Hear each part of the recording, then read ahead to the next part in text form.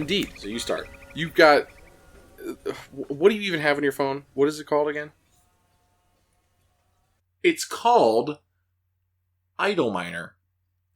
Is it called Idle Miner? Because that's literally you just do nothing. It's and just called Idle Miner. What you do is you set up, that's the logo, you set up mines, Idle Miner Tycoon. I'm a tycoon. No. I'm a tycoon. Tycoon also is like a dirty word among games. So the whole time I'm offline. Because Roller Coaster Tycoon did it the best, and then every other company made a Tycoon game. They're gathering materials for me, and all I have to do is I watch an ad for 30 seconds or 15. That's Martha Stewart telling me how to make tie wings. It's a game that plays itself, and all I have to do is be advertised to. Doesn't that sound great? I just have to check in once in a while. It's like the best thing ever. You have to watch an ad. That's the game playing. Not all the time. That's all you do. Yeah, but look at this. Look at how much money I got. At least with Fire Emblem Heroes, which, granted, it's again, I don't like it. I'll just start off right off the bat. I don't like the game. Boost them. But at least there's an actual gameplay. Another ad. I'm like playing chess with chibi versions of Ike and Marth. You know, like mining stuff. So it's fine. Anyway, hello, listener, and welcome to yet another episode of the Wanderer's Rest podcast. An exciting episode where we definitely did not spend 15 minutes talking about just the weirdest shit ever. Everything to just fall out of our skull. Yep, literally, the podcast just started. You just arrived. Amazingly. Hello, welcome. There's a chance I may just... I'm being interrupted. Okay. I'm just saying there's a chance that I may just leave it unedited. And I swear to God, if you leave this unedited, we are done. Wandering Pilgrim will be dead. So, as always, welcome back to the next episode of Wanderer's Rest podcast. This is episode 5. I am Mike. You're thinking of a new voice, aren't you? Yeah, I want to do... I am Tyler. Is this a thing now? Like, are you just doing different voices? Like every time. Sometimes it sneaks up on me. Okay. I want to put out a call to our listeners. Anyone with experience writing content for role-playing games, give me a call. There's going to be an opening soon. You can't fire me. I think I can, though. No, you can't. I'm kind of a big deal. We're 50-50 owners. I'm 50.1. You're 49.9. So we're good. All right. I have majority shares. The only 2 people in the company. But where is the office? Oh yeah, it's my house. I'll make an office. I'm sorry. When Uline sent a book to the Wandering Pilgrim shipping department, I did. What was the address? My house. That we agreed on beforehand. That is a true story, though, listeners. We got a order book from Uline. Yeah, Uline. Where is it? Where's the book? I think it's upstairs somewhere. For those of you who don't know, Uline is an organization that you can buy like office supplies, like bulk stuff, like a lot of stuff. Like if you're crazy, they must monitor like when new companies are made and then just immediately send out a catalog. I guess, yeah, because like, and it's this like fat, like 2-inch thick book. It's like it's like a phone book, but it's full of like just things that you've never even thought of, like that like garbage every cans, business, industrial garbage cans, postal supplies, toilet paper, dispensers, yeah, like or whatever, cubicle walls, like the packing. Saran wrap or the plastic wrap or whatever for packaging and pallets. Yeah. So I got that book and it said addressed to the Wandering Pilgrim shipping department, which, mind you, the Wandering Pilgrim offices, as I make air quotes, is my living room. So... And because we started, why make a garage? We're a little step up. Yeah, when we started the company, we're like, how many great companies have you heard of that started out of someone's garage? Like a couple, a bunch. So we're just one step away from a garage. We're in a basement. Yeah, it's a split level house. Okay, it's not a basement. We're not plebs. All right. Okay. Do you not know how split level works? This isn't a basement. This is not a basement. This is my split level. Oh. I mean, technically, we're sitting on the floor, so we are completely underground. But like now, my arm is above ground. For those that can't see, Mike's holding up his hand. This is not great for our non-visual listeners. You have to make sure. Just make believe that everybody that walks into the Wanderer's Rest is blind. I mean, all right. Yeah, there you go. That's all you got to do. Kick the chair from under him. Place it down. What? Insert a chair sound effect there. All right. I'll put it in right There. Nice. Okay. All right, good. So, anyway, so episode 5... I remember to do that. You're going to forget. So, it actually make it better if you didn't do it. It's like, right there! Silence. So, I feel like it's like Bill and Ted's Excellent Adventure, where they're like, we have to remember to put a trap for my dad! And then the trap falls on him or whatever. We totally got to remember to leave the spare key underneath the mat. Yeah. Yo! All right, so the topic we're talking about today is something that actually we brought up, 2 hours ago we started talking about this? It's fear mechanics? Yeah, so it's the idea of fear and emotion in role-playing games. More along the lines of, basically it started out, many people out there have been playing a game, whether it's Dungeons & Dragons, whether it's the fantasy age system from Green Ronin, or anything, where there's usually some sort of effect revolving around fear, madness, something like that. Madness, PTSD is one also. I know, doesn't I was talking about Cthulhu have something similar? I know they have the sanity system. I do know that. Call of Cthulhu, and you were saying Darkest Dungeon, which I know is a game that also does that. Yeah, the Darkest Dungeon video game, which the reason I brought that up is because I was making a Roll20 room for one of my upcoming one-shots in our playtest lab. And for those of you wondering what the playtest lab is, in the description of this podcast is a link to our Discord, where you can join in and join that as well. Mm-hmm. But I was making a Roll20 room and trying to make sure that they had the correct character sheets. And one of the options was 5th edition Darkest Dungeon. And I've played the Darkest Dungeon video game, so I'm like, that's interesting. So I looked it up, and it's a different rule set where it's 5th edition, but it adds in hunger variables, thirst, dehydration, madness, sanity. Mm-hmm. And I thought it was really cool. Oh, so it's on the character sheet. Yeah, it's fully on the character sheet. We've done survival before, but it's never like part of your sheet. It's never like something that you maintain when you're going over. Yeah, and it's interesting too, because you and I feel both would love to play in a game where you have to do stuff like that. You have to worry about survival values. I think that thirst, and all that stuff. Yeah, I think that survival is something that is really only really attractive to veterans, because I'm not hard enough. A veteran, I don't think. Well, over the years, you've played a lot. I've only been playing fully for 5 years. You don't have to play like a lifetime to get good at D&D. I know. I don't always think of myself. I'm just saying that, like, when you introduce somebody new to this, and you give them this sheet that looks incomprehensible to someone who's never played before, and then you're like, here's your book and here's your homework for the week, and just read all this and blah blah blah. Like, that's very daunting. And I understand why there's an ever-increasing effort to simplify D&D, and, they just released the Essentials Kit or whatever for kids. Yeah. Right? Which is great. I've been meaning to buy that for my niece and nephew, actually. It gives you more and more, like, just the basic mechanics that is needed for play, and just understanding the D20 system is all these, like, fundamentals and everything. And then later you can kind of get into, like, a more and more accurate simulation. That's why some people even end up back at like 2nd edition, like Advanced Dungeons and Dragons, where everything is tables and graphs and statistics. I could have sworn I read something before that like AD&D is still really popular. Yeah. And I wonder if it's because of that reason, where it gives you more of a crunch, I guess. Yeah, because the drive between every edition after Advanced Dungeons and Dragons was increasing people's accessibility. And third edition was good for a while, and then I think it just felt broken, and there was a reason. There was mainly a push for 4th edition because I think we mentioned before, for like more like MMO people. They wanted more people that were seeking RPGs in the video game world to come into D&D, and now 5th edition is so... It's weird. 5th edition is just so ubiquitous. Well, the funny thing is, again, I will defend 4th edition until my dying day. But I don't disagree. No, I didn't have a good time with it, but that's only because my games weren't that It's always with good people. Funny because the one thing I always hear people say is like, oh, they try to make it too much of an MMO. They try to like Blizzard. What they used to call it? Blizzards of the Coast, instead of Blizzards. Yeah. But the thing I had read about it was the only difference between, in my opinion, there's major differences, but the biggest difference is between 4th and 5th edition, in my opinion, before we get too off track, is... Oh, you could talk about this for ages. I really could. I really seriously love 4th edition. We could just go through it like historians. That the way it's written versus the way 5th edition is written is when you play 4th edition and you read it, you very much know you're playing a game.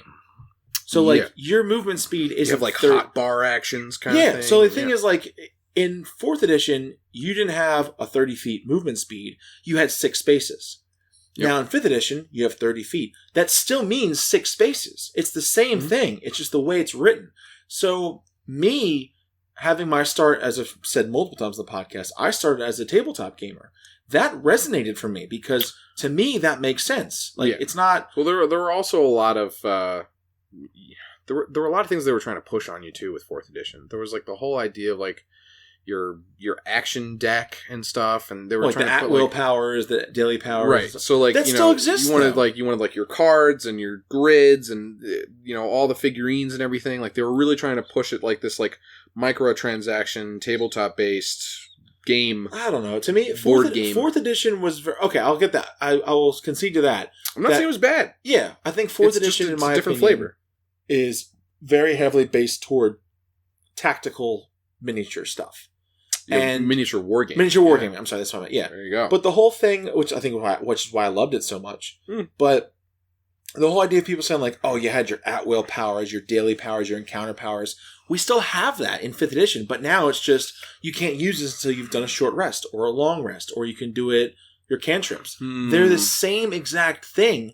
They're just written in such a way that you can't... They're just renamed. Yeah, so instead of you understanding, like, this is a game, I can only use this one time per encounter, you're like, oh, I have to take a quick nap and I can use it again. Like, it's the same, right. It's literally just the way it's written. Yeah, you have an ability that can only be used once per encounter. As opposed to once per short rest. Right. Which is the same thing. Kind of funny. No, it's just funny, though, that, like, I can only do my breath weapon in this one encounter, and then whatever arbitrary time that it takes for us to end this encounter, then it comes back online again. Whatever, like your character's like this slot robot machine or something. So it's the same thing with 5th edition. I have to take a quick nap. You take... It does feel a little gamey or whatever, but the short rest is whatever it is, a half hour. Depends. I've played in games where it's been 5 minutes. However it needs to be. But it just kind of shows that like, you're taking a breather and you guys kind of collect yourselves after the fight and you can, put your sword and shield back on. But again, once the encounter's over, you do the same thing. Yeah. That's all I'm saying. I know. Before we get too off track and go into a full-on... Well, no. So Mike defending 4th edition with his life. Let's get back to... Let's get back! I am getting back. I'm trying to get back. Because I'm afraid this might keep going. Nice segue back into fear. Okay. So the main reason that we had brought this whole thing up is a lot of times in these different games, there's something that instills a fear effect. And specifically, I'm going to use Dungeons & Dragons as an example because that's where I have most of my experience. Dragons. Dragons have frightful presence where your character can then be afraid of that dragon. I like some of my examples too. Well, yeah, we'll go. All right, it's not all about you, Tyler. Okay, let me talk.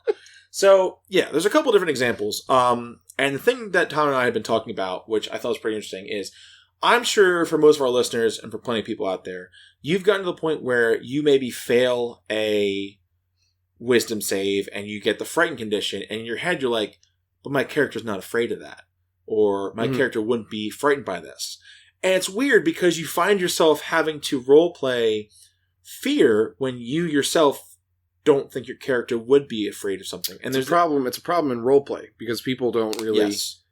They're not fully identifying with like the situation. Yes. They're still kind of like... Sorry for everyone as I crack my knuckles. Go ahead.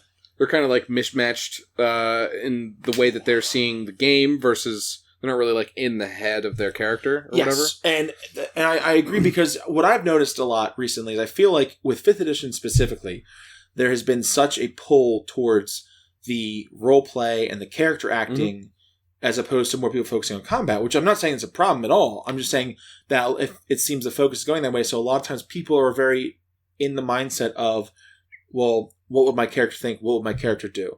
And there is a little bit of disconnect. Like I know, for instance...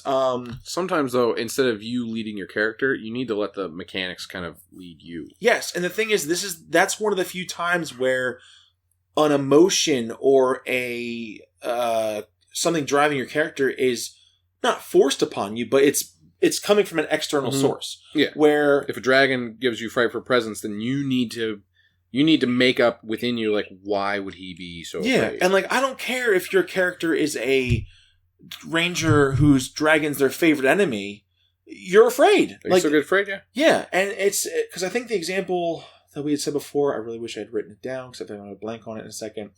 But the idea was, okay, I remember now. So the thing is, we as human beings in this real world, we know we are playing a game. This is not real. Oh yeah, we're at a table. Yeah. Yeah. So like when you're like, my character would be afraid of that. Yeah, they would. Mm-hmm. Like, I understand. We think we all know our characters, and like, you know, what if you're trying to think of yourself in that situation, but like, you really have nothing to compare it to when you think about putting yourself in a dark cave. Oh yeah, everybody thinks with that like a massive dragon. Yeah, everybody thinks that like, you know, I mean, we don't have dragons here, but like if there was like a robbery or there was a building on fire, everybody likes to think that like you'd be the kind of person that like, I'll jump in and save the day. Yeah. But you know, that actual situation comes up, and most people just. They freeze. They don't know what to do. Yeah, I was just saying. I wouldn't even call it fear. It's just you freeze. Like I don't even think that I wouldn't consider that being afraid. It's just like you're like it's almost that like fight or flight response is like, and sometimes like it's fighting just, in you. Yeah, exactly. And like speaking of like, I wouldn't be afraid of this dragon. I'm afraid of like millimeter small spiders. Okay, like if dude, I saw a spider crawling on me the other day. Dude, I was like, I was at work the other day. So, for those who don't know at home, I'm a carpenter, and I build scaffolds. So, we were on this scaffold building up underneath a water tower. So, we were probably, I want to say, 150, 200 feet in the air on this 20 foot by 20 foot scaffold. Mm-hmm. And you can see clear over the side. So, we're up there, we're building stuff, and the one guy I'm working with is like, check it out, this spider web's up here. Like, he must have had to climb all this way to get up here and make the web. Mm-hmm. And on his hard hat, he had a headlamp. That one of the straps came loose, and the dangling strap was like running against his ear. Like, you know, you ever got the thing where someone hits you and it kind of feels like a bug or whatever? Yeah. I saw this grown carpenter, go, oh, what is it? What is it? What is it? And like start flailing at it. He's 200 feet in the air, and he's fine. Something brushed his ear, and he freaked out. Right. So don't tell me that you're like, oh, he wouldn't be afraid of this mind flayer. Like, okay, whatever, dude.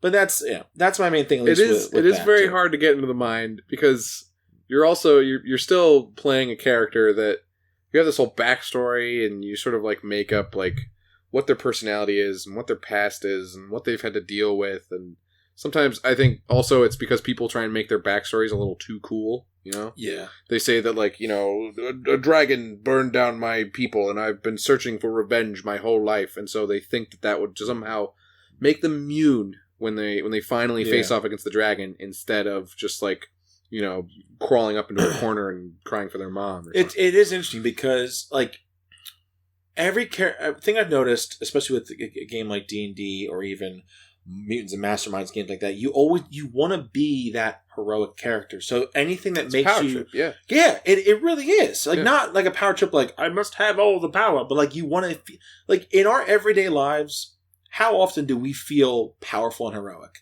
Very rare. Mm-hmm. So to have that chance, it does suck when you're playing a game and it's like, oh, you can't. You're afraid. You're too afraid. You can't do anything. you stumble on the flagstone in the dungeon and trip and fall. Or just like even, hey, you're a melee fighter, but you know what? You're too afraid. You can't get close enough. You're just gonna have to waste your turn. Like, I can be too afraid to get close to something every day in my real life. Okay, I don't need to do that in a game as well. Mm-hmm. Before you ask, yes, the lights are flickering. It's very annoying. I'm working on it. Okay. Yeah. At least we have more light in this. I don't know, whatever these are. Prison lights. Oh, yeah. I changed the light bulbs in my living room, and they used to be like a little dull, like orangey yellow thing. It was much darker in here. And now, but now they're bright, but it's like I'm in a white. dentist chair. Yeah. It's like, are we at the prison? But, yeah.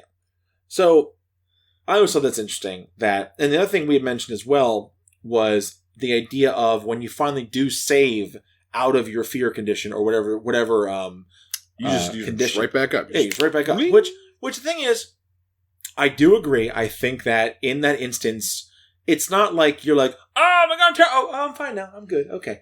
Like, I don't think it's... In my mind, when my character shakes off their fear or paralyzation or whatever it is, like, especially with the fear part, it's them like, oh god, okay, we can do this, and like then getting back into it again. Like, they're still, they're still afraid. And I think the idea you had said before was, I think maybe you said it was in a different edition, that there was different levels of fear you could go to. Yeah, I don't know why I feel terrible that I can't actually remember. I probably should have looked it up when we were talking about it. Yeah. But there are different degrees of fear. And so there's one where you're sort of shaken, as maybe it's the word for it. Maybe. But shaken, you can't approach the thing that you are being shaken by.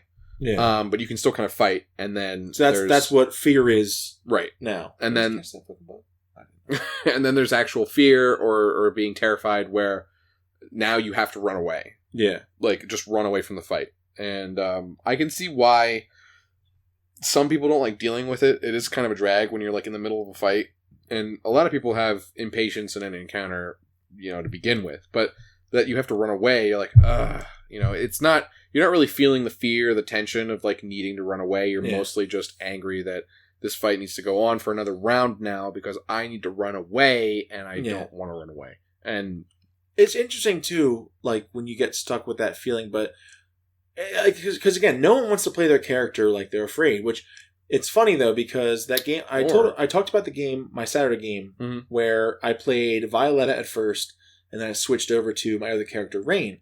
There was a couple sessions where they interlapped, because when Violetta came back... It's always nice when your own characters meet one another. Yeah, so they were there for like 2 sessions together, and then Rain left because he went to do something else. Mm-hmm. But they were fighting this red dragon. And they all come in, and now mind you, my Violetta, my rogue at the time, she had gone from Warlock to Rogue because she broke her pact, she had a 0 for her Constitution modifier. So her health was very low. And, I mean, rogues are already squishy to begin with. Right. So she got hit by the breath weapon, like failed her save, and still took half. And it still almost killed her. So the next turn, like, all right, Violetta, you're up. I'm like, she fucking runs. She runs the fuck out of here. You made the conscious choice to run. Like, because she's fighting a red dragon, where at the time she had reverted back to human. Mm. She was a rogue with no magical ability. She was an arcane trickster, so she had, like, enchantments and illusions. Yeah. But other than that, I'm like, she gets the fuck out of there because she knows she is so overwhelmed. Also, in a weird way, I think because I was also playing Rain, and I was like, I don't want to deal with 2 characters in combat. But also, it would have, I thought, in that instance, it would have made sense that this woman who just came back to the party after having her whole life flipped upside down by losing her pact is now getting breathed on by a red dragon and almost dying. She's like, nope. Out. Fuck this shit, I'm out. She fucking booked it out of there. Mm-hmm. And I thought in that instance, I was like, you know what? Like, that's the other thing too. Like, no one ever wants to admit, like, we should run away. It's always like, okay, like, this encounter was put before us, which means that we can beat it. Right. You know what I mean? Oh, yeah, you're fuck you, fly. I got him. Okay, we're good. You kind of metagame a little bit, and you just think like, well, our dungeon master wouldn't put us in an instance where we couldn't win, so obviously. Yeah. What's the Kobayashi Maru? Like, what's the point of dealing with fear? Yeah. But I do think that... I think also these things should persist with your character after the fight, too. Yes, so that was going back to what you're saying about the different levels of it. I don't know that, there needs to be mechanics. I understand why there are not mechanics. It would be nice if there was like, some sort of mechanic that you had to deal with for something like, PTSD, and, the example that I gave was, if you saw a mind flayer that was, eating your friend's head or something, in some dark dungeon. On the other side of that fight, whether you kill the mind flayer or not, you would not be the same person. Yeah. These things would fundamentally, like, I've had my car broken into before, and I saw the person doing it, and I still managed to get away from the whole thing. But like some nights when I'm standing just like in the street or in the driveway, and it's really dark, I still get flashbacks of that. Yeah. And like I know that like we kind of make fun of like actual, flashbacks or whatever in movies, but these things they just replay in your head because your brain is getting some sort of trigger inside of it that's saying it's just like this, and I need to be wary and watchful. That's like I think I've told you before. When we used to live in our old apartment, our house got broken into, and when I got home, my now wife, as I'm now Mrs. Nagel, as I'm now married, my girlfriend at the time, she had switched using purses. So she was using a different purse and her old purse was at the house. So when I came in, her old purse was tossed on the floor. I was like, wait, why is her purse here, but she's not? Her car's not here. So on top of having her house broken into, I thought she legitimately got taken. So I was calling her phone. She wasn't answering. I called my parents. I called the police. I was freaking out. Finally, I got a hold of her. She was still at work. She's a teacher. She left her phone on her desk. She walked her kids out to the bus. Everything was fine. But there, even now, like, there's times that, like, if she doesn't pick up right away, she's dead. Like, I just, like, that's just my, and it's weird. And, like, it's also kind of because you're like a dog in human form. You're just like, I don't appreciate that, but I respect it. It's like I can't hear from them. They're dead. Okay, it's funny you mention that. There's also been an ongoing joke through my entire life that I'm just a gigantic puppy who doesn't know his own size. But that's just. I'm not trying to. The plight of living through having your house broken into and thinking legitimately that someone has died. I'm not trying to make fun of that. Well, it's also if I call someone and no one answers, my first thought is like, well, they're dead. Like something happened to them. But even now, like I still get that a lot of times. Like I remember, if I don't get you on the phone, I'm just going to be like, Mike's dead. Yeah. When I used to work late, I would working overtime at the plant, and then I think I was still working at Top Deck as well, game store. Oh yeah. And I'd get home really late, and a lot of times I wouldn't call because I thought Katie would already be asleep. Now we're sitting in our living room right now, and off to my right, on top of our entertainment center, we have a Nest camera. And this was during the summer where it was really hot in my house, so Katie would sleep down here on the couch. Mm-hmm. So I would check in on the Nest camera to see if she was on the couch. And, like, I don't know why, but, like, that 30 seconds of the camera loading in, I was like, I'm going to see someone in there, like, trying to murder her. Or, like, I'm going to see someone trying to, like, attack her. And, like, she's always on the couch just sleeping. And I'm like, what? Like, ever since that day, like that. So, yeah, I do agree, getting back to D&D and not this terrible thing that happened in my life. That would still be freaking terrifying. That would be traumatizing. It would be very traumatizing. And the thing is, I know we talked about this earlier as well, that on the show Critical Role, Liam O'Brien's character, Caleb, was through his own backstory. Spoilers for anyone who's not watched Critical Role. This is like a year. Matthew Mercer, call us. Yeah, Matthew Mercer also call us. Matthew Colville, please God, call me. We're not even talking about Matt Colville. I don't care. I love him. Okay, fine. Matt Colville, call us. He liked my tweet. Okay, so yeah. So through his backstory, Caleb had actually been brainwashed and like killed his own parents by setting his house on fire and this whole thing. So throughout the campaign early on, before that backstory had been revealed, anytime Caleb used fire magic and killed someone and they were burning in front of him, Mercer would have him like do a wisdom save. And he failed one. And he's like, all you can see is that burning house. And he would like he'd be paralyzed. And all the players like, what the hell's wrong with you? What's going on? And like it eventually got revealed. Yeah. And I understand, like, I wouldn't go nuts with like, mechanics around PTSD and stuff, but like, yeah, sometimes you cannot make a choice. And you sitting at the table, sometimes you're not going to make the same choice as, your character would standing, in front of a burning building. I mean, the thing too is it even stuff like this, like I think sorry for bumping the table, and when people come up with the flaws for their character, I think that should be something they come up with. Like I'm not saying like give all your characters PTSD, because I couldn't even imagine the true scope of what that is. But maybe some experiences should imprint themselves on, onto one of your flaws or onto, to make up a part of your personality. And it's like, that you lived through something. Yeah, like whenever, like the ideals, bonds, flaws, and I think there's another one too. Like, does any of the characteristics, like, does anyone really ever use those? Like, I understand that you use them to make up your character's backstory, but like, other than that, like with going back to Violetta again, like her flaw was like, I can't resist a good swindle because she was like a con artist. Mm-hmm. And I'm like, that's all right, cool, but like, I want her to be more. Fun. It's a fun personality trait. Yeah, I'm like, I want her to be more than just that. So her thing was also carrying a little bit more, carrying over from myself.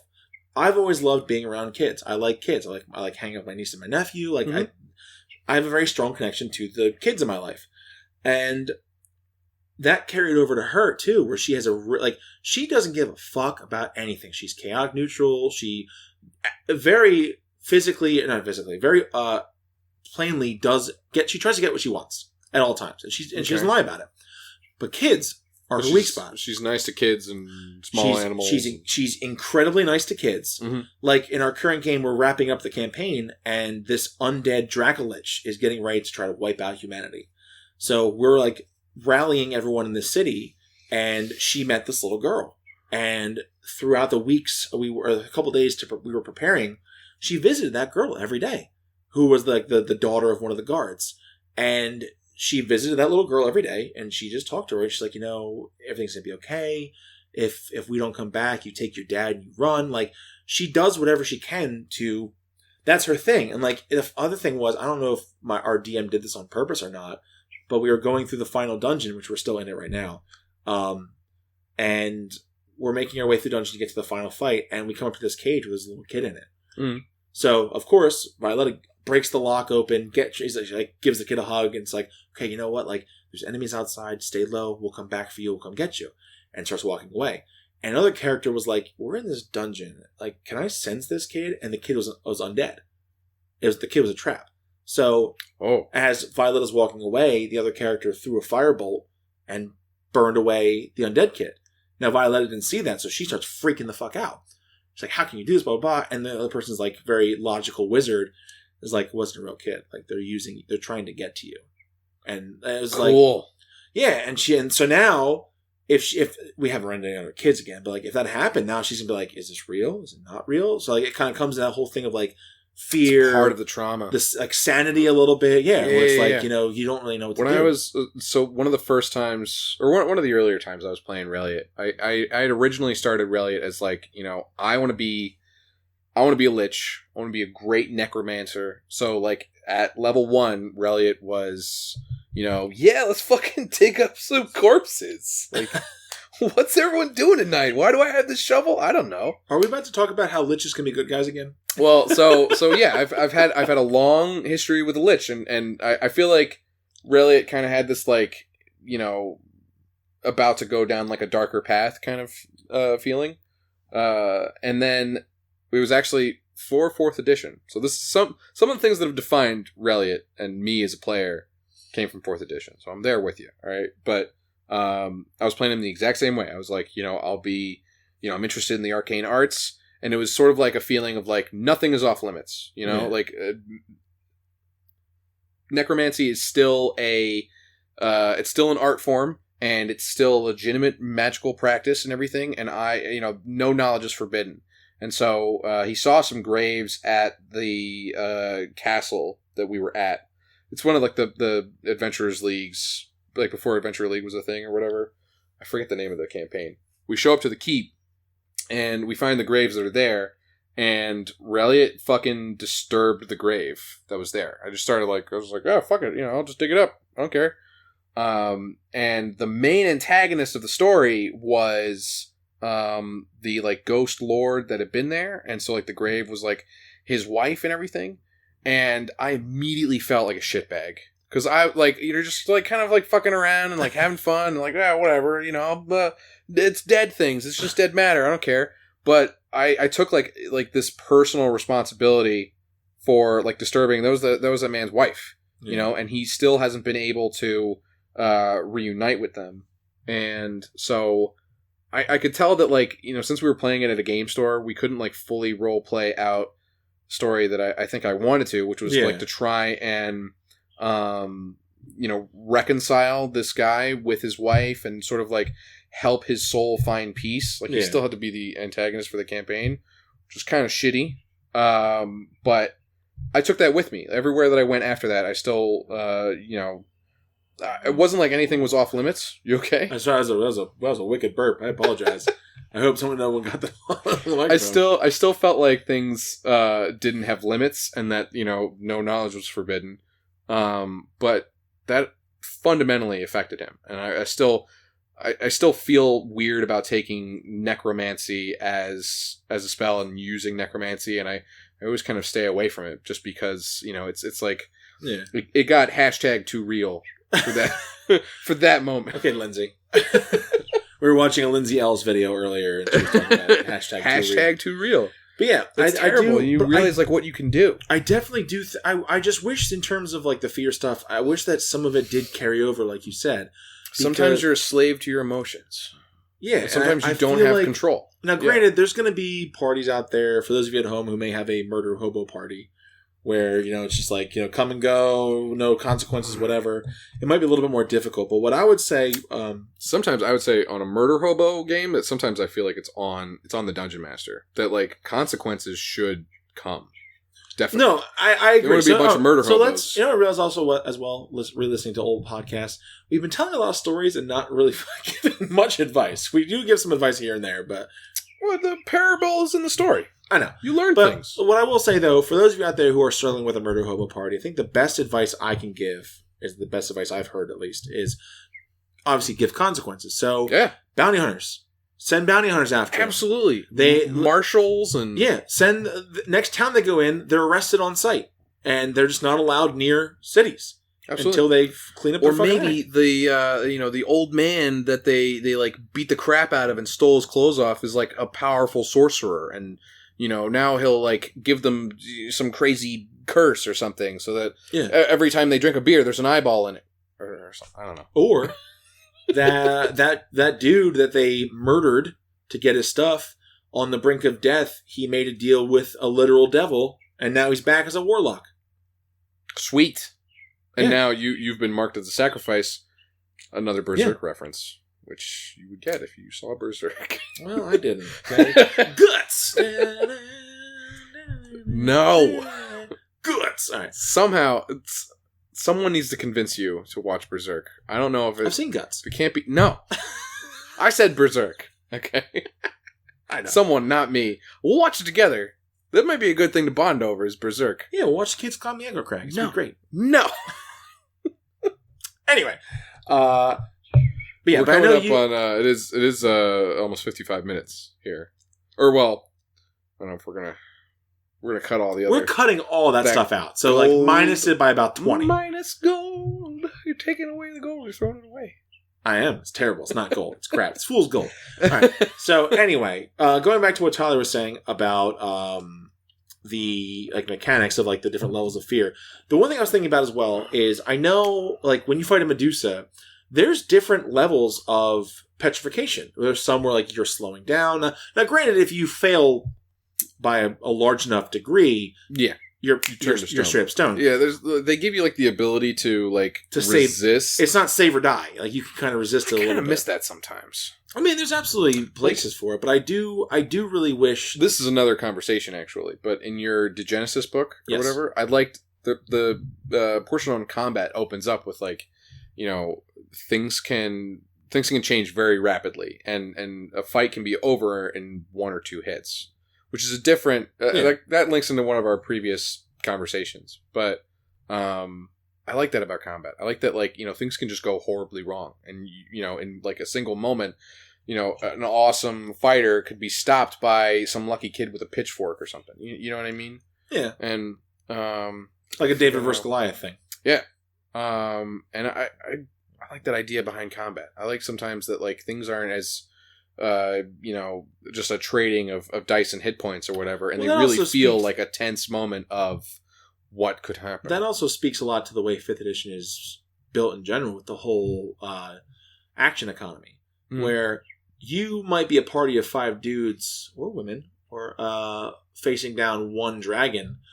You're going to probably win because you have more actions going on. Which is why they have layer actions. Exactly. Layer actions and stuff like that. They really fucking do. Yeah. But, it's just... Yeah, I love the idea, too. I like the idea that, no fight is really guaranteed. And the thing I've realized as well about combat in 5th edition is once one player goes down, it's the fucking spiral. That, things really do just get worse if you can't get that player back up. Because it really is about the amount of actions on each side. And I understand where they're coming from with that, but I do honestly wish that there was, more things you should, if you get a lucky shot. How many movies have you watched where there's the ragtag vagabond kid who, by no means at all, should survive this, the bunch of, tiny teddy bear people on the forest moon of Endor taking down trained soldiers with helmets and automatic rifles. Hypothetically. And mech walkers. Yes, taking down mech walkers with trees that they had tied up the whole time. How long has it been up there? Right. So, save or die moments, I understand why people feel a little weird about them, but something about, like, you know, that nail-biting moment of, like, anything could happen with this next dice roll, that'll make you think twice about jumping in combat. I agree, and I do think that in terms of most games I've played, a lot of times with combat, like, there's no real risk to fighting something, because, you know... Which is why people all the time are just like, you know, my character wouldn't be afraid. Yeah. We just went through an entire zombie army to get here to this Dracolich. I'm not afraid. Yeah. Right? Yeah. Like, and it's like, no, but you are, though. I know. There's a mismatch there, because these mechanics were from, you know, an earlier set of Dungeons & Dragons where it was more about simulating the real experience, and now that D&D has become so much more gamey and everything, and we get wrapped up in just being heroes and taking down entire hordes of orcs and stuff, you don't know what fear is, because you haven't interacted with it at all up until the point where, the dragon has imposing presence, and it's such an afterthought. It's weird to come in contact with it if you haven't. I definitely think a mechanic I would love to try to work on is just general fear things in every combat. Where, like, I know this isn't something that's going to be to everyone's cup of tea, but, like, I think it would make sense that, you know, when you're fighting, you're level 1 through 5, and you're fighting a bear or goblins or something, and, like, 2 of your friends go down, you should make a fear check. Because, like, holy fuck, like, this is not, like... Because the whole thing is, a level 1 adventure is supposed to be, like, just above a regular commoner. So you're not, like, some hotshot who, like, knows all this shit. And I've interesting thought about that later on, but I just really wish that, like, you still had a little bit of fear of, like, you know, like, you're just setting out. And the thing I was going to say was... Is that in, I think, I may be totally wrong about this, but with the Fantasy Flight Star Wars RPG, isn't there, like, a morale mechanic? Where, like, if certain negative things that happen or whatever, they can remove dice from you? I believe so. I know morality is... So morality's more of just morale. Like you're actually morale. Like, in a fight or something. Like if one of your friends goes down or whatever, then all of a sudden you start stress. There's hit points and then there's strain. Yeah. And the idea of hit points is when you take enough hit points, obviously you're bleeding out, you're bloody. If you take too much strain, you just pass out. Right. Like, you're not dead. Like you're overexerting yourself. You just you just lose. Yeah.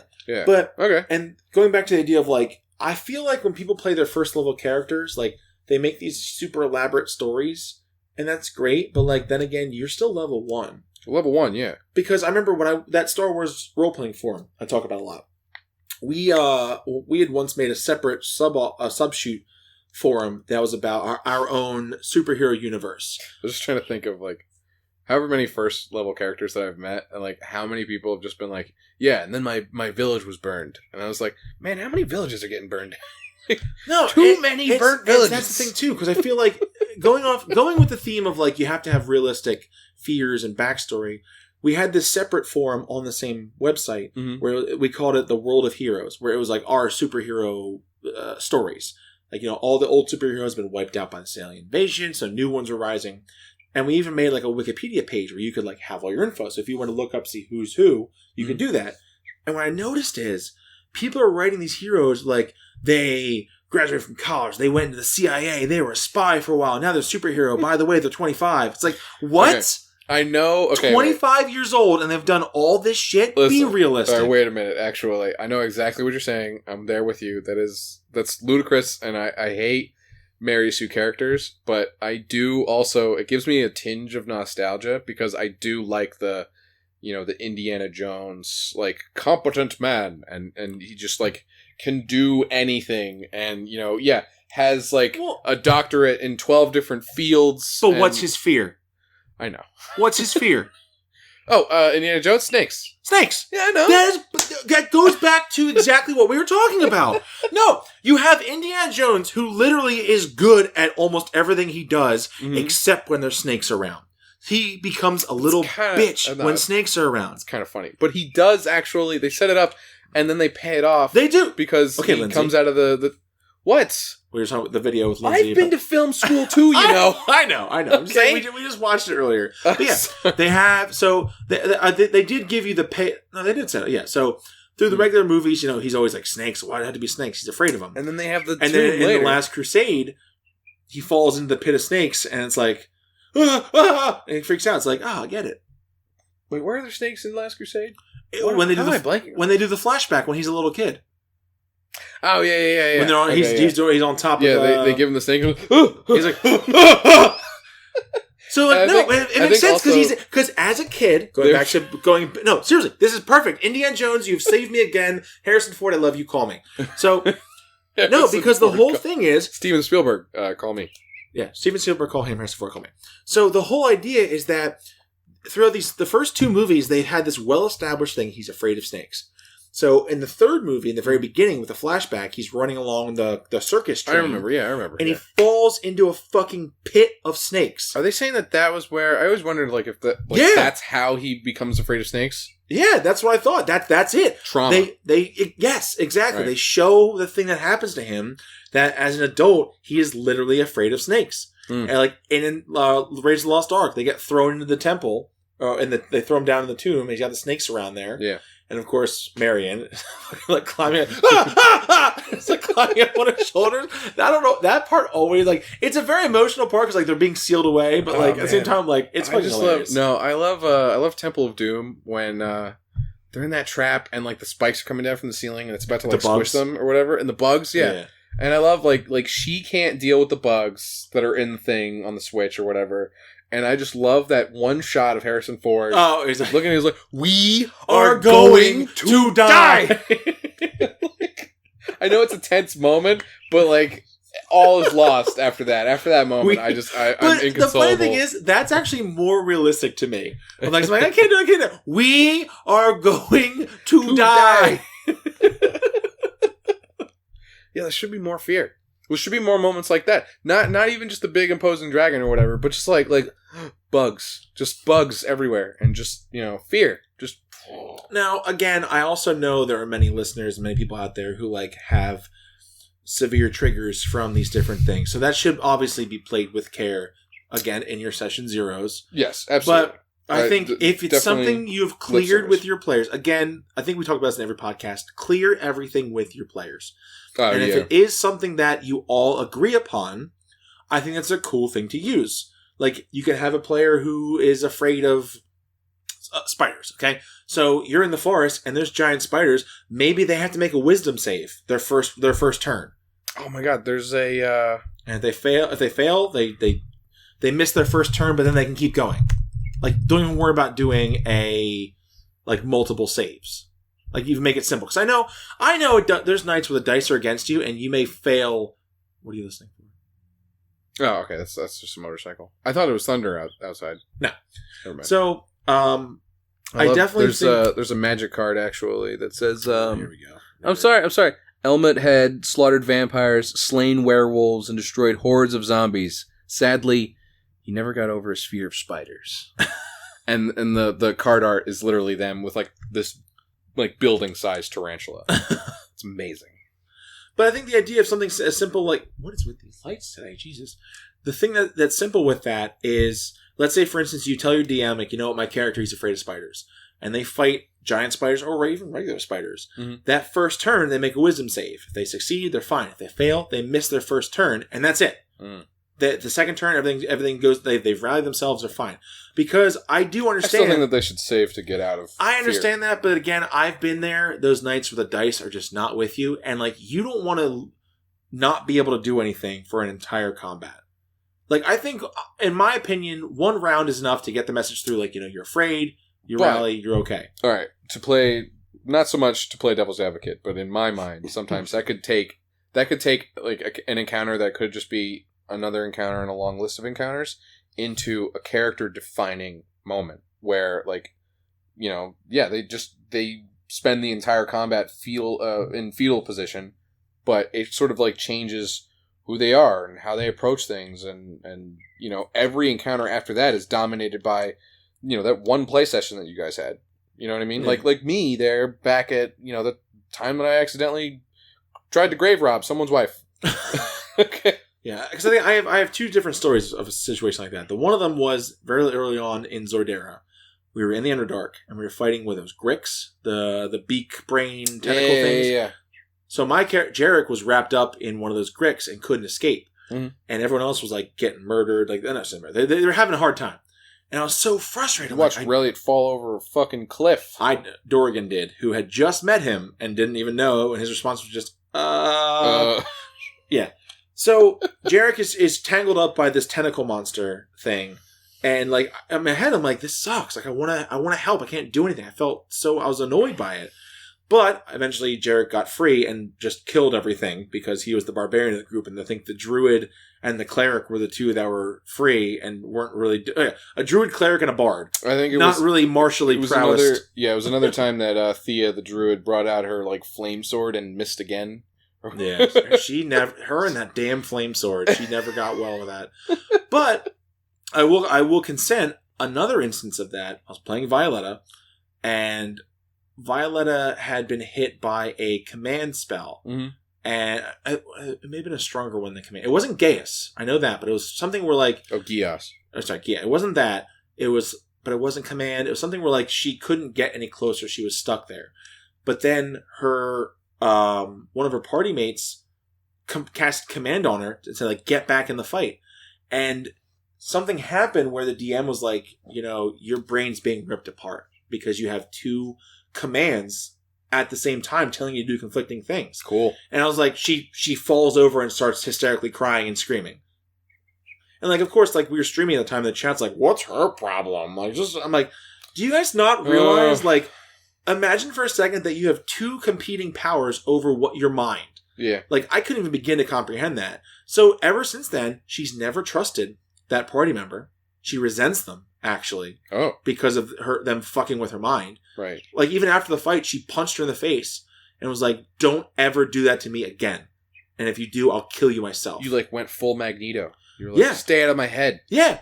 And it came, and like, after the fight, like, for the next couple sessions, like, she was still recovering from it. Mm-hmm. Like, she was kind of off by herself, and like, people come near her, and she just starts slashing at him with her dagger. And like, and people are like, what the fuck is wrong with her? And of course, other people and the people in the Twitch chat were like, she's being dramatic.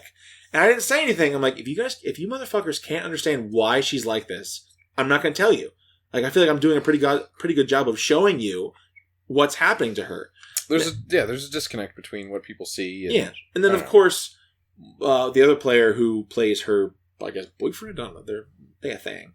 He eventually came up to her and like she kind of slashed at him again, and he let her because he was the paladin. So he was like, which is funny that the warlock and the paladin were the ones that got in a relationship together. Yeah. Turning tropes on their head. But yeah, but it was funny because eventually like better love story than Twilight. It was. It still is. So it's funny because he hit that character when she came up to her and was like just kind of sat with her and was like, everything's fine, like it's okay, and just sat there. So I was like, all right. So she just hysterically starts crying and just like dove in and gave him a hug, and then he just sat there with her for like the rest of the night. And I was like, I thought that was such a cool fucking moment. Yeah, I could have just been like, man, I was stuck and couldn't do anything in combat like I did with Jarek. But I was like, you know what? This is actually kind of a really cool thing, and it led to stuff in the future. Mm-hmm. And had consequences because she fucking resents that the wizard for trying to like get in her head. Mm-hmm. And the other one, she already thinks that the other wizard's like fucking cocky and like a know-it-all, and really hasn't really liked her to begin with. Mm-hmm. But yeah, so it just gave her another. See, and like ultimately, I think that's what you're chasing after with D&D anyway. Is like getting some kind of simulation that's closer and closer to actually being in that moment. And yeah, and not actually trying to submit yourself to trauma. Yeah, I guess. and the thing is, I'm also not trying to make this like some weird grim dark thing. Yeah, I know. But it's at the same time, it's about that character drama. The more like that very real character drama. The more realistic things happen, the more I feel I can get into the head of my character. Yeah. Whereas, like, I'm not trying like, I'm a method actor, but it's not that. It's just like. When you want to be a better actor. When you have these fantastical situations, I can't put myself in the place of that. I can't put myself in the place of like casting these reality bending spells. I can put myself in the place of someone who's dealing with some pretty crazy shit. Mm-hmm. Like something going on in their head, their own problems, fear. Like I can do that. And I do enjoy trying to get the frame of reference behind, what it would be like to witness magic, to actually cast a spell. Yeah. Something more than just like spells sometimes do really feel very gamey because it's just like, how many slots do I have for the table and everything. And it doesn't feel so much like I'm like altering the fabric of reality around me enough to conjure, fire into a ball and this condensed energy and release it and feel the heat, wash across your face as you watch it land. And, that to me is part of the role play. And even really that, take that for a second. Like, level 1 wizards have access to the firebolt spell.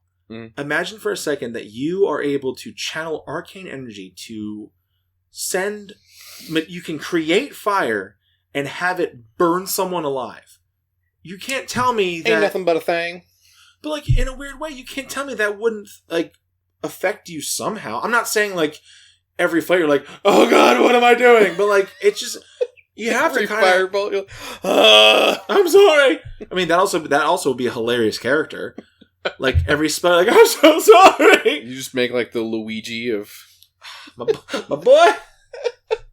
The Luigi of wizards. Yeah, Luigi, the Jackie Chan of video games. I love that. That video was so good. Polygon put out a video today about how Luigi is the Jackie Chan of video games, and it's fucking perfect. But see, that does kind of relate, too. That, like, that effort and vulnerability makes it more interesting. I think it makes a good character, too, because you have the effort of them actually trying to do something, so it's not too easy. We're not going to paraphrase the whole video.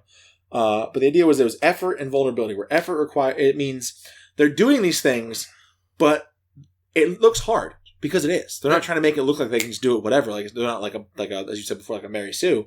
And the vulnerability is they mess up. They don't always do everything perfectly. So Jackie Chan, for instance, I fucking love Jackie Chan. I love him so much. So with Drunken Master, dude. Yeah, Drunken Master 2. I haven't seen the original Drunken Master. I've seen Drunken Master 2. What? Okay. What? Okay. Berserk? Guts! No. Okay, anyway. I can't. So anyway, Tyler and I's friendship is on the rocks. And you guys are here to listen to it. So the idea was that with effort, when Jackie Chan does his stunts, he doesn't do it with wire work. He does everything as practically as he can. And he makes it look hard, because it is hard. And it goes into the action comedy bit. Yeah. But I do get that, like, his character is still very human and still very, like, he gets hurt from his own. And that's the vulnerability stuff. The vulnerability thing is, I guess, in his filming, Jackie Chan's favorite gag is when he punches something and he hurts himself. Yeah. And it's like, that's so true. Like, you watch these videos and, like, he punched through a table to punch someone. That's gonna fucking hurt. Like, what is the classic one? Is like they're over a bar or whatever, and they like both hit one another at the same time, or like their fists collide in midair, and they're both like It's pure action comedy at its finest. Yeah, which I think is amazing, and I think that's something that I think would carry over very well to D&D characters, where you have the effort where you're not just doing everything automatically. Stuff does take work, and there's the vulnerability of it, where like. It may not go well. If you may miss your attack, you may... Your survival is at stake. It's a life or death moment. All these things make you vulnerable. Exactly. Yeah. And I think we were talking about this as well. As of right now, it is July 24th. August 18th, as of right now, I'm planning on running a one-shot set in a new sort of West Marches type campaign, which, just real quick, West Marches is an idea where there's whatever number of players, a few DMs, and they're all in the shared universe, and the players choose what adventures they want to go on based off the information they know. That's the basic information. If you want to know more about it, there's a video by Matt Colville. What happens if two people arrive at the same dungeon at the same time? Like two D&D groups. They wouldn't. And to explain it more, Matt Colville, again, has a great video about West Marches campaigns where he explains it beautifully. Okay. But the idea I have is that in this campaign, it's very heavily inspired by Monster Hunter World. And I want this game where you're out in the wilderness and, like, you might be afraid of shit. Like, when I play the game Monster Hunter World, when you first start out, there are monsters that you run into out in the world when you're doing your missions that will straight up one-shot you. Yeah. You have no chance of fighting it. So, like, I've been hunting down... So for my fellow monster hunters out there, I've been hunting down some great Jogresses, okay, and a fucking Anjanath comes around the corner, which is the fire-breathing T-Rex, and I'm like, nope, no, and I run away. I'm like, I can't be here until that thing goes away, because that thing can fucking kill me. At the time, I can obviously kill Anjanaths now. I'm pretty fucking powerful, but But I want that. I want that in that game. Like, I want people to be like, yo, we need to hunt down this animal. We need its parts. We need to figure out what's going on. Mm-hmm. And on the way, they may run into a fucking Tarrasque in fucking Zordera. What was it? First, second, third session? Yeah. We were moving through the forest and we saw these we saw the rust bugs. Yeah, we should have spent more time there. Yeah. There was like herds and herds of rust monsters. And you guys were like psyching yourself up for a fight, but then they ran past you. Yeah, we were currently exiting a forest. I think we were actually we were up in the trees, I think, for some reason. Yeah, and they scurried along for the forest floor. And of course my barbarian's like, let's go, let's do it. And I think probably Katie, being the fucking rational one, my wife, she's like, why are they running away?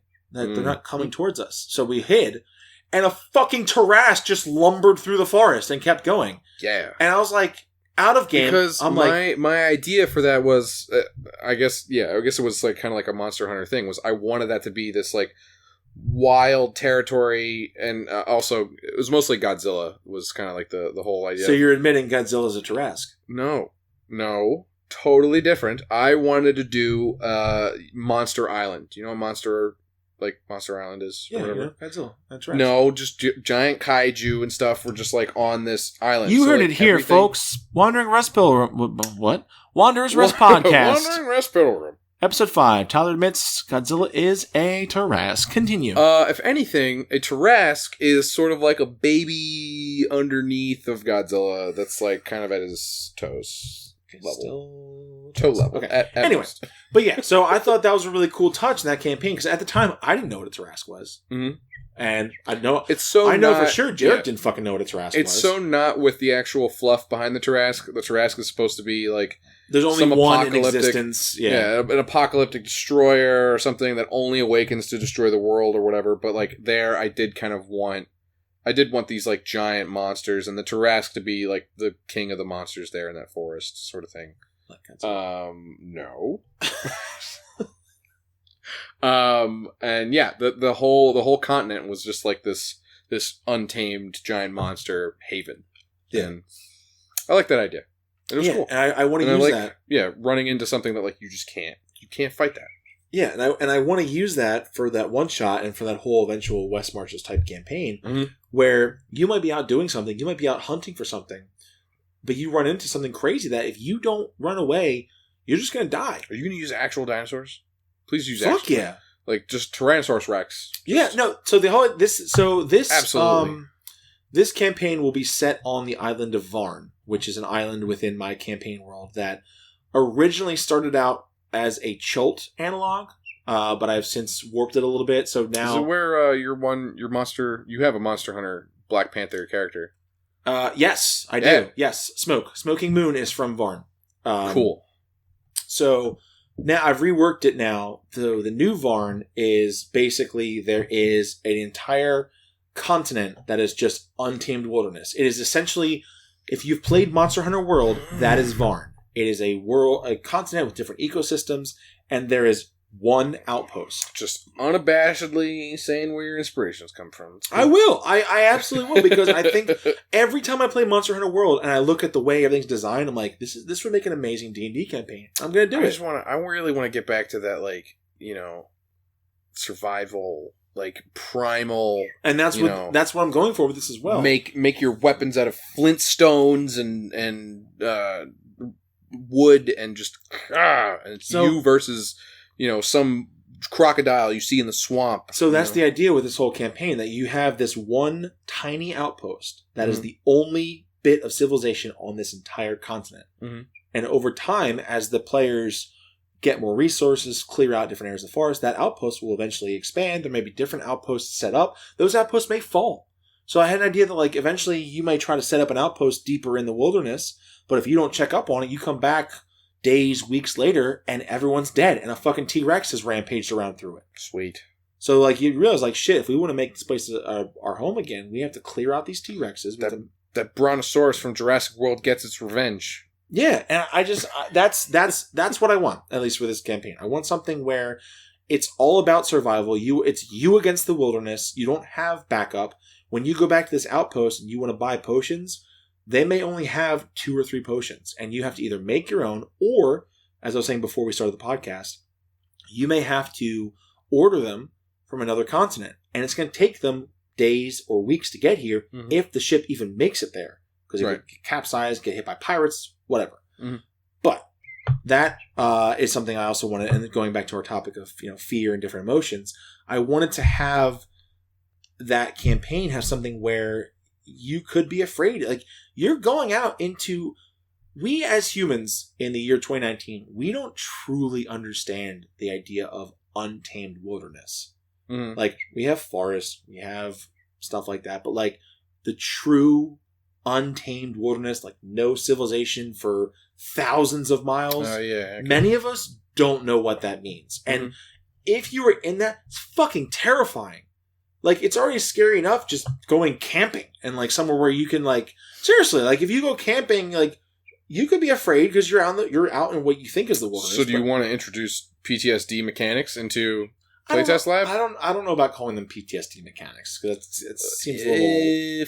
Fear and emotion mechanics. Yeah, I definitely want to have something to do with fear, emotion. I also had asked you... Tyler had developed, when we played Tomb of Annihilation, Tyler had made sort of his own system for weather, for dehydration, for hunger. So I want to use that stuff as well. Because I love nature. I love forces of nature and like doing like tropical storms, tidal waves, earthquakes.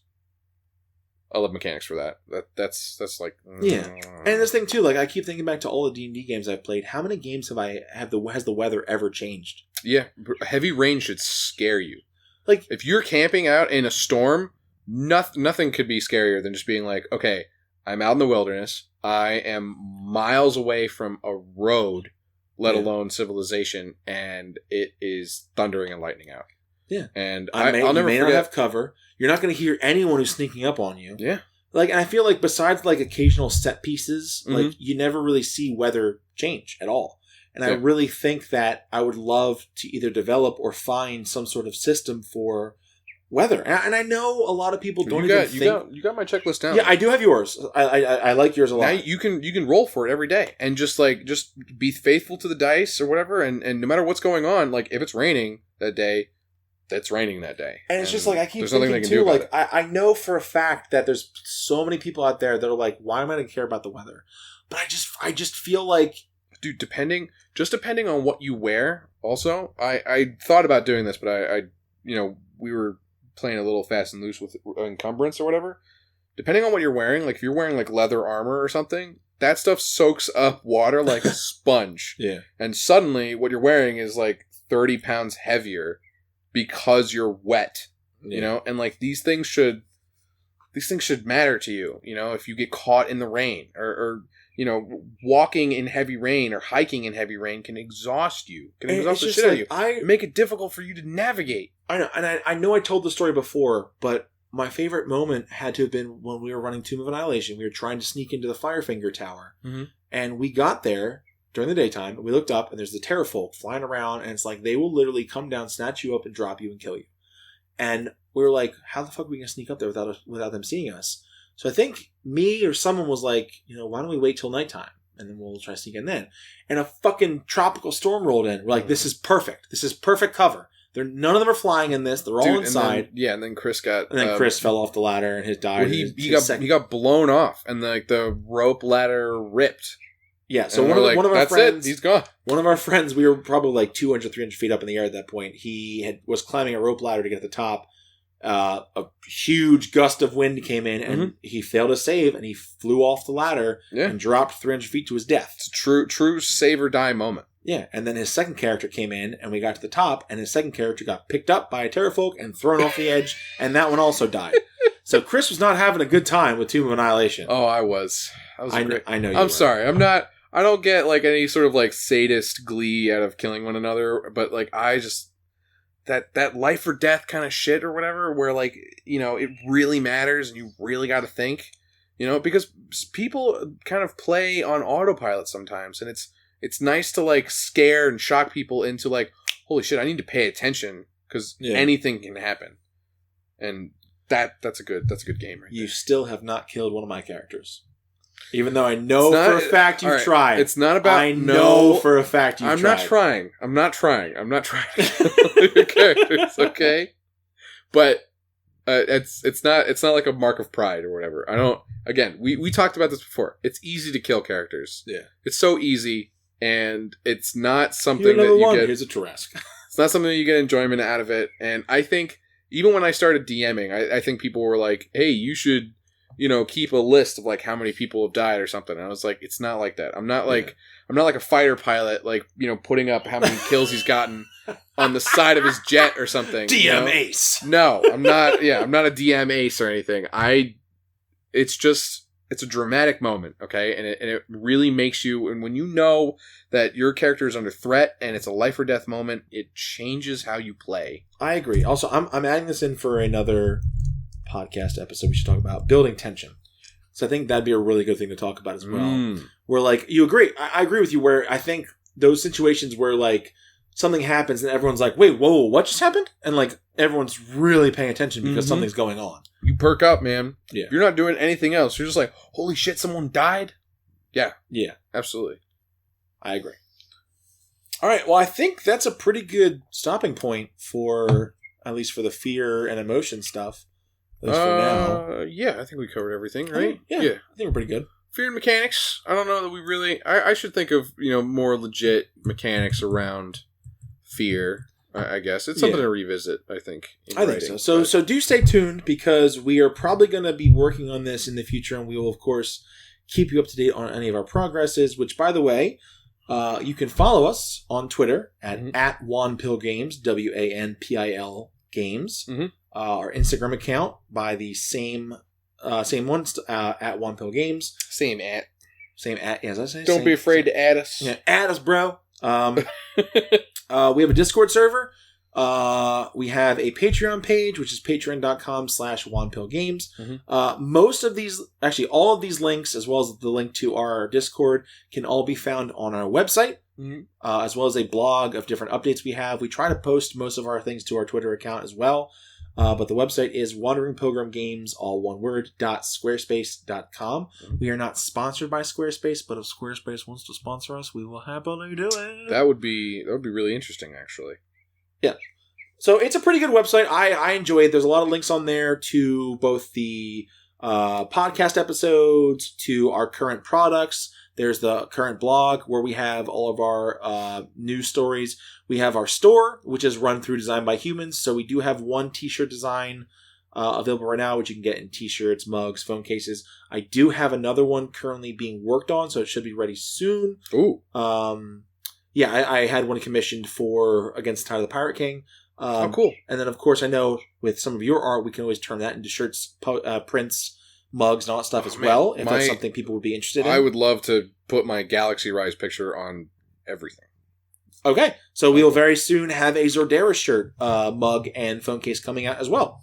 Tyler's doing a very weird dance. Yeah, so as of right now, July 24th, we have a bunch of subclasses out. We have our homebrew class, the Legionnaire, a couple one-shots. We have the adventure module Against Tide of the Pirate King, which has now been reduced to $5.99. Pretty good deal for a 50-page adventure, which includes... Is that for the Christmas in July deal or whatever? Or? No, I lowered the price myself because cool. I figured it might help a little bit. So we have three chapters of the main story, 2 appendices of a stat block, and then ship rules. And then as of yesterday... Was it Sunday? I think it was Monday, yeah. As of yesterday, the 23rd... Or no, 20... Well, today's Wednesday. Today's Wednesday. That was 2 days ago. What day it was. 2 days ago, the 22nd... Tyler released the race pack of Sin race pack. My Sin, yeah, I titled it the Sin Insectoid and Native Species pack, just to kind of talk more about what's inside of it. The insectoids, I think everybody should want to have insectoids in their roster of available races to play. My Apari, my bee themed race, my spider themed race, my ant themed race, they're all pretty cool. I think they're pretty at home. And I was talking the other day about how there's an encounter that I always wanted to do where you're like in a shaft, like a vent, basically, in a canyon. So like, it's like 5 feet across or whatever, but there's no floor. It's just straight down. Playing an insectoid character with spider climb, all right, and having the natural ability to cling to walls and everything it totally like it like adds in a new dimension to how you do encounters and like how you think about how you can set up encounters. That is cool though to think about that before we get too much of the outro. To think about like, the 3D nature of or sorry, would that be 4D? Fourth D would be time. Yes. I would love. You have no idea how much I would love to play a fourth dimensional I know. combat. But like more like vertical fighting as well as horizontal. But yeah. I agree. So adding in like a Y-axis and everything. I know some people think that my races. I've gotten some people that have told me that like that might be a little broken, just having 4 arms and everything. But I don't see it as that way. I think that like they should play the way that they should feel like what they are. They're insectoids and they can climb on walls or they can fly or they have 4 arms and everything. And I think that's sort of like a feature, and it's not so much a bonus. It just changes things. It's just different. And I know that they may be able to hit harder or hit more or anything because they have more hands or whatever, but I strongly think that they should just feel the way that they feel because they actually have that physical advantage. So, if you can, check it on DM's Guild, which we will have that. You can find the links to all of our products on our website, as well as we've been tweeting about a lot of stuff too, at Wampel Games again.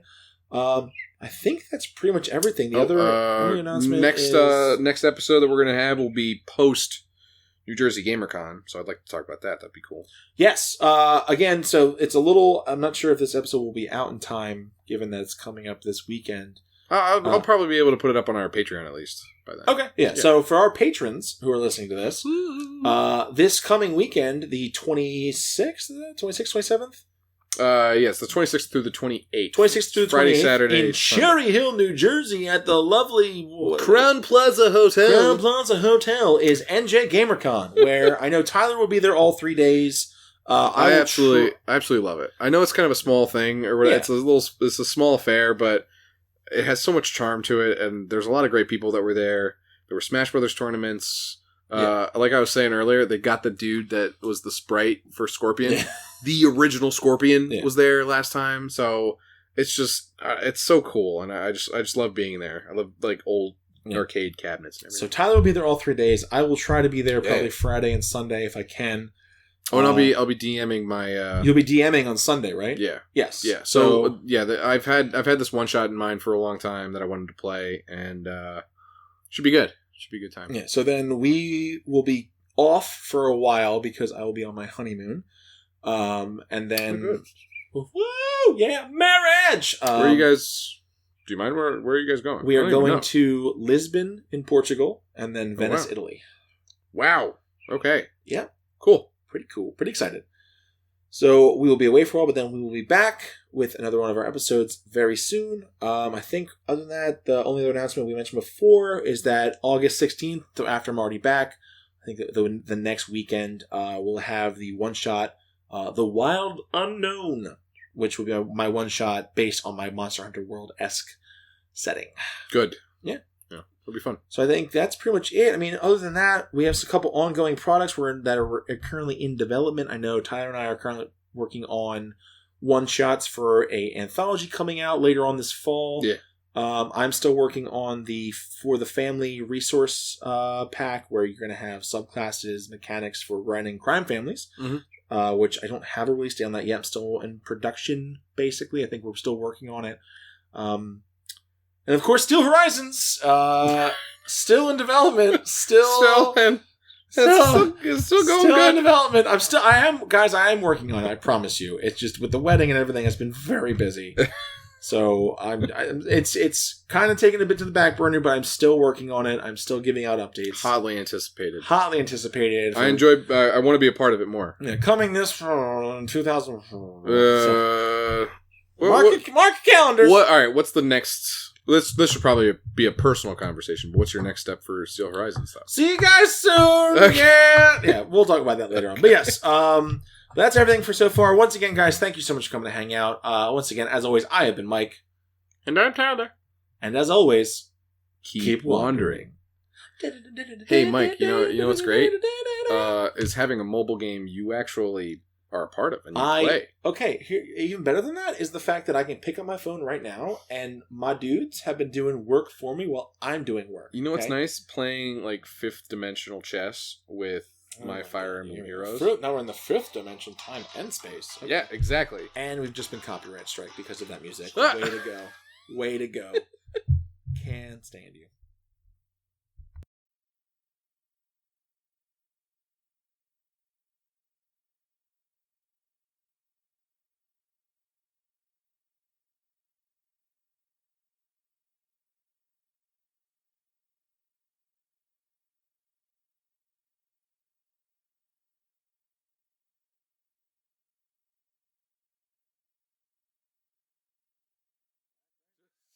Just a cape.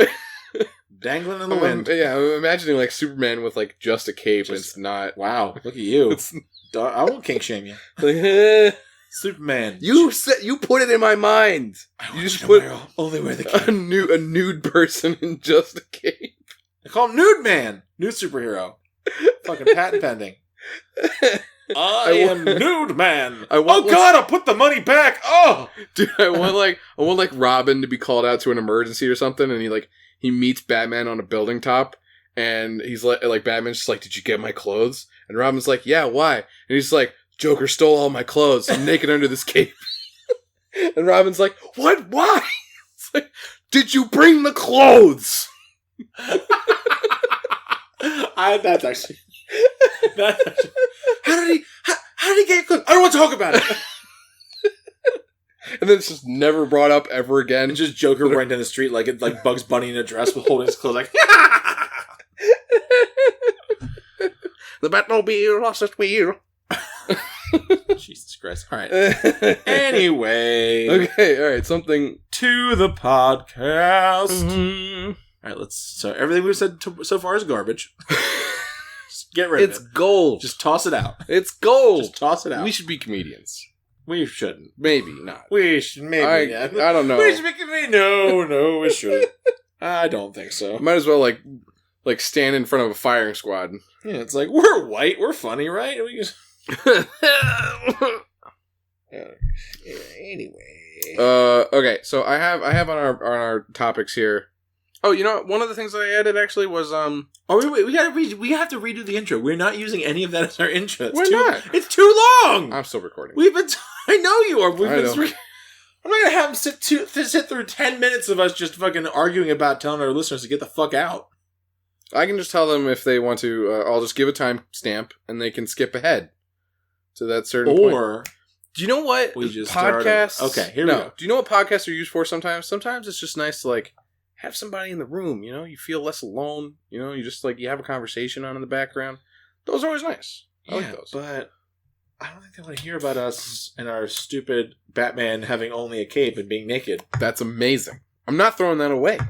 I'm not saying throw it away. I'm just saying don't put it in the podcast.